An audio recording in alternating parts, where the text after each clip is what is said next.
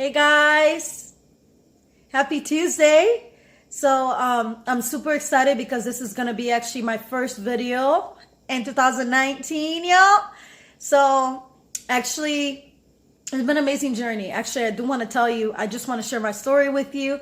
And as you see, my name is Nuria Butterfly because guess what? I'm inviting you to come and fly with me. I explain to that in a second what that actually means.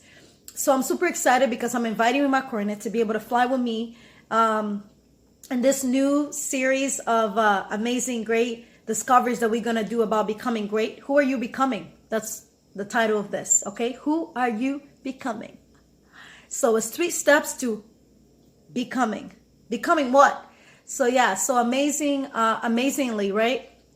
I'm in this amazing journey, and I've been to many seasons of self-discovery. I'm in another season of self-discovery. And so I'm just super excited to be able to share with you guys my story. I actually, for a long time, many years ago, like maybe a couple of years ago, maybe about 5-6 years ago, actually more than that. And when I was in high school, I wanted to become a doctor because my dad passed away when I was 13, right? So because I'm a problem solver, I want to bring solutions to the world, right? So I actually began to do the training, start the training to become a doctor. So I went to school, I went to U of M, and I'm from Michigan. Hey guys, if you know where that is, in Ann Arbor. So yeah, I did the training to be able to go to school and be able to, I did this program in high school. It was a 2-year advanced program. So I went to U of M hospitals and, and got enrolled and did the certificate as health technology, and it was super amazing. So later on, also 2010, I returned to school to pursue biomedical science. And that major was intense, guys. Literally, I studied my butt off. I studied 20 hours a week. I know it sounds crazy. Most people that I told them to, they were like, there's no way. Yes, it is. I studied 20 hours. It was a full-time job, okay? So 15 of those hours, literally, I studied on my own. I was in labs, fly labs that I was doing, lecture in class, doing studies on my own, like reading and many different locations and studying, and just sometimes in the 3rd floor quiet library, sometimes downstairs. I had my little spots that I study, and 5 of those hours I spent with colleagues and literally study groups and assignments for us to be able to do stuff together and have discussions.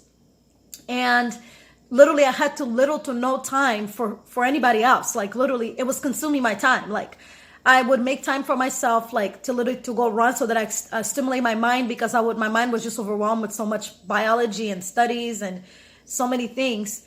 Literally, like I study so much that I'll have dreams about like fly labs. Like think about it. Like if you dream about fly labs, you overstudy yourself, right? So that was me. So anyways, and I didn't have time for friends. I had a time for a friend, right? That I will meet once in a while. And then whenever I had breaks from school, I will go back home to Ann Arbor, which was 2 hours away. I studied in Kalamazoo to Western Michigan University. I went back home to Ann Arbor to visit my sister. Sorry, I can't talk that. So to Ann Arbor to visit my sister. And so, yeah, I went to visit her. So that was the only time I had off. Like the rest of the time, I would study and study and study, y'all. So yeah, so that's my story. But I realized that like I literally took a break after doing my biomedical, let's say pretty much associates, but I did my undergrad for 2 years, and then I took a break because an advisor was advising me to take a break. I didn't want to. I wanted to finish. Many times, honestly, on that major was so hard. I wanted to quit. I went and talked to my advisor so many times, like, I don't want to do this anymore. And she challenged me. I continued to going, but every time, like, okay, y'all, if you don't believe in God, that's cool, but I believe in God. So I was praying, okay, God, if you want me to do this, I'll do it. But if you don't want me to do this, let me know, because I don't want to waste my time.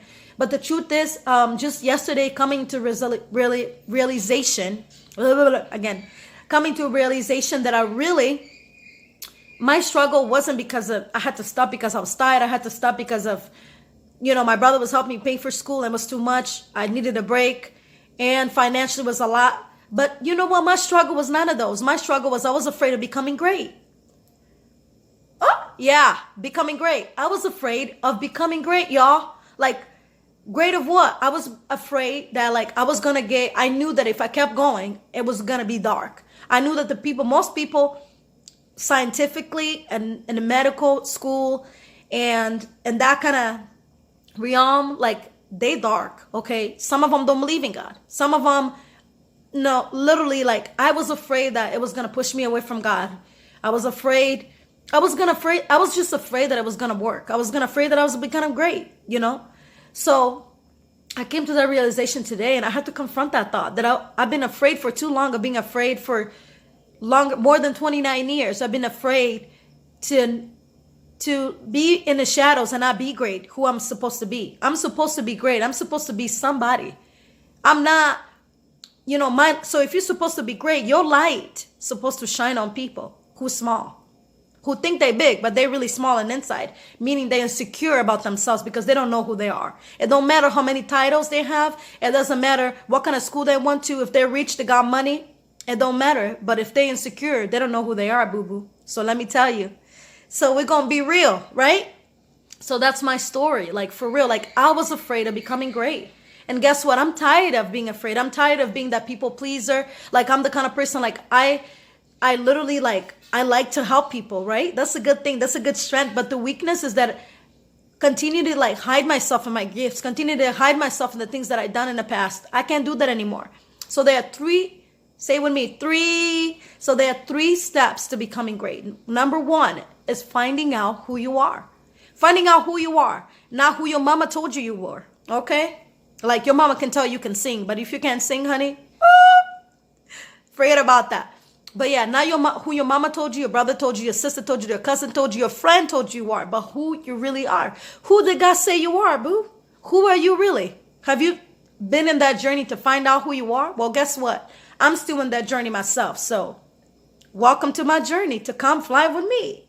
So that's number 1. And number 2, okay, listen to this carefully. You got to find out your gifts, your talents. What is it that you do so good naturally that nobody can do it like you do? Okay, me, I know that what I'm good at is talking.